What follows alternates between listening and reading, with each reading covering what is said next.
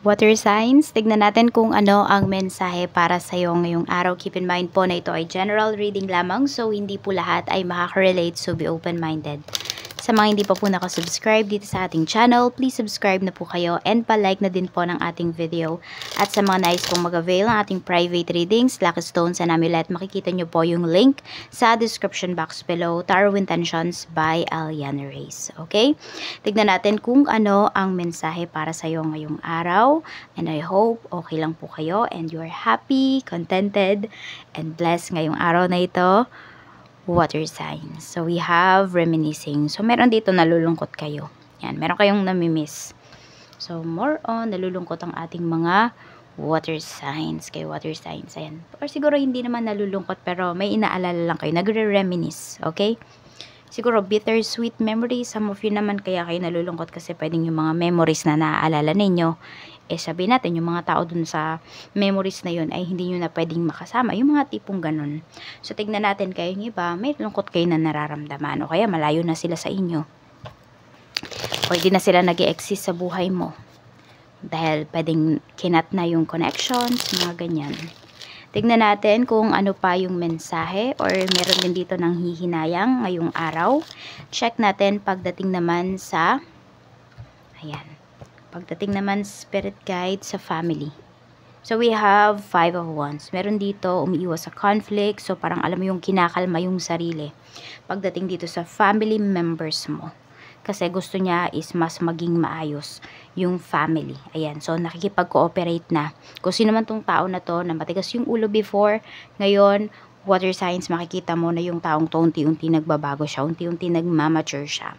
Tignan natin pagdating sa friends, we have naman 7 of Pentacles. Okay, so yung mga friends mo naman dito, ayun, siguro iba sa inyo, water signs, kaya may mga kaibigan kayo dito na iniwasan kasi nakikita mo na, ay yung mga kaibigan mo parang, you feel na parang yung iba, walang direction yung life nila, ganyan. Sabihin natin, instead na maghanap ng work, nagchichikahan lang. Yung tipong mga ganun, yung nauubos ba yung oras nila sa pagiging unproductive everyday.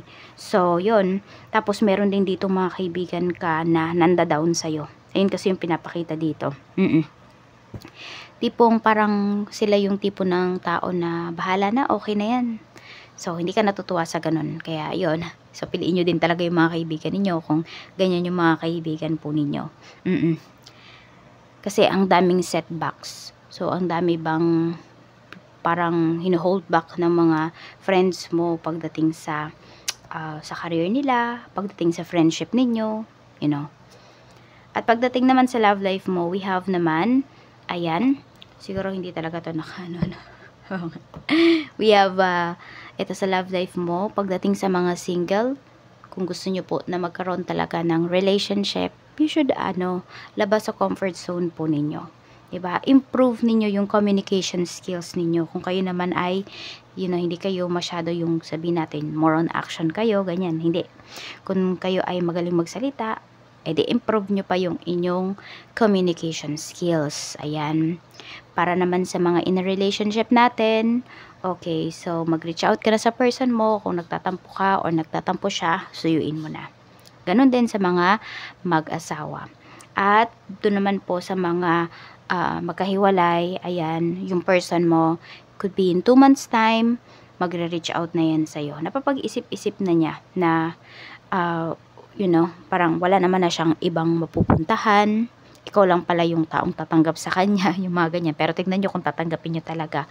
Pag walang pagbabago, syempre, mahirap yun kung tatanggapin nyo lang basta-basta yan. So, kailangan may makita kayong pagbabago bago nyo siya tanggapin. Tignan naman natin pagdating sa money. Pagdating naman sa pera mo, we have strength. Malakas yung pera mo or palakas yung pera mo. Kailangan lang talaga dito, ayan may mga magpa-persuade sa'yo. Or sabihin natin, water signs, kahit na hindi naman araw-araw is maganda yung flow ng money mo. But the thing is, may nagfo-flow na money. Kailangan lang talaga dito is maging perseverance kayo. Maging persevere kayo doon sa ginagawa po ninyo. dito sa pinagkakakitaan ninyo, sa flow ng money ninyo. Kontrolin nyo din syempre at the same time. Tapos syempre pigilan nyo rin yung mga gastos ninyo na hindi naman talaga kasama sa budget. Minsan kasi yan talaga nagpapasira sa budgeting natin.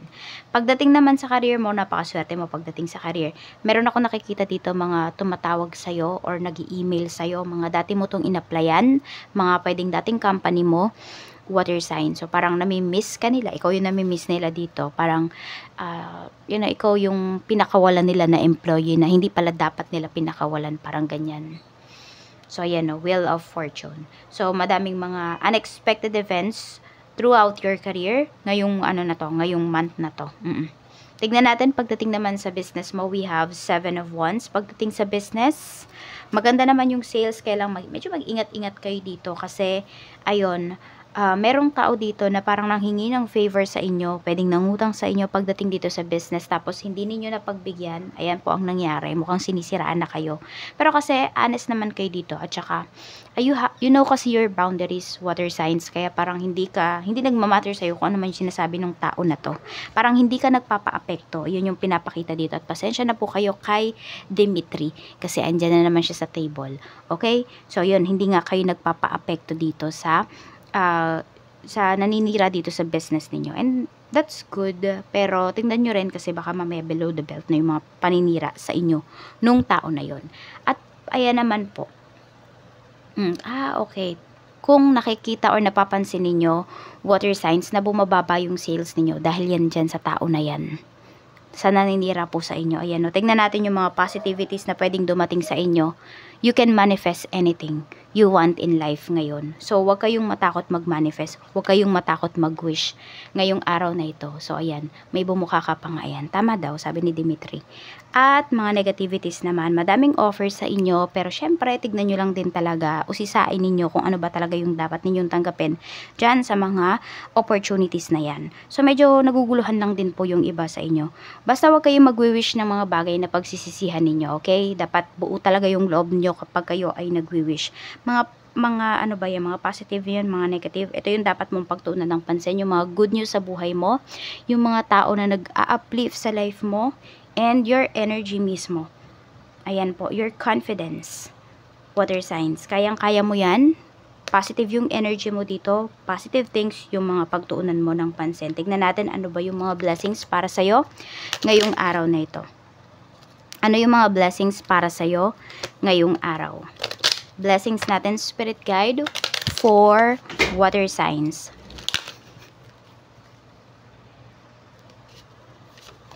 Meron tayo ditong a blessing on your wisdom, a blessing for a mother. So, ibasa nyo, pwedeng masermonan kayo ng nanay ninyo. Ayan, o kaya naman, if nahihingi kayo ng advice, so, magbibigay niyan sa inyo is your mom. O kaya naman, pwede rin na mas matandang female na mas matanda sa inyo.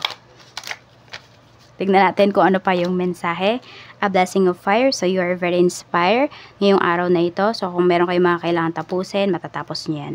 A blessing to ease loneliness and bring companionship. So, may magme-message pala sa inyo. Ayan. So, pwede rin may magko-confess sa inyo dito ng feelings, water signs ngayong araw.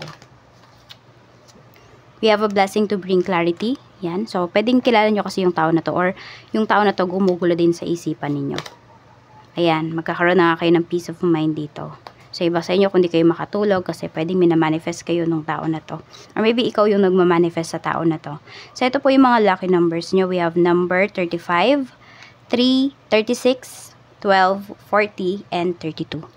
Maraming salamat, water signs, and see you again on my next video. Bye-bye!